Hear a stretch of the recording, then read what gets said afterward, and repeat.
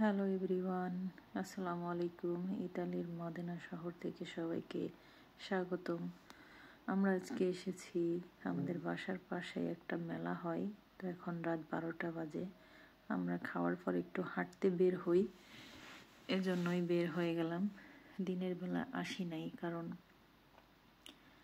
এখানে অনেক লোকজন থাকে। এ কারণেই আমরা রাত্রেবেলা দুজন বাসা থেকে বের হয়ে টুকটুক করে চলে আসলাম। দেখেন এগুলা কি সাজছে। আমি লুকাই লুকাই ভিডিও করতেছিলাম, একটা পুরা শয়তান।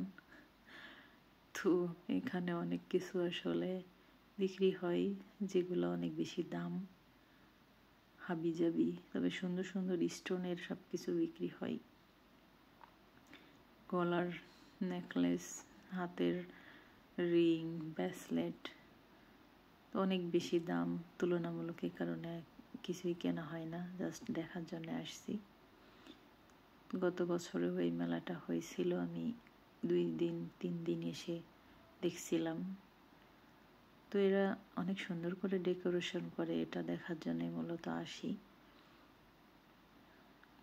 খুবই সাধারণভাবে, কিন্তু দেখতে খুবই ইউনিক লাগে। এখানে অনেক ব্র্যান্ডের জিনিসপত্র বিক্রি করে। এই জুতাগুলা, এক একটা জুতার দাম ছিল প্রায় বাংলাদেশি টাকার 10,000, 12,000 এরকম। তো চামড়ার জিনিসপত্র, একদম অরিজিনাল চামড়ার জিনিসপত্র এখানে বিক্রি করে এরা, সম্পূর্ণ হাতে তৈরি করে নিজেদের ডিজাইন মতো।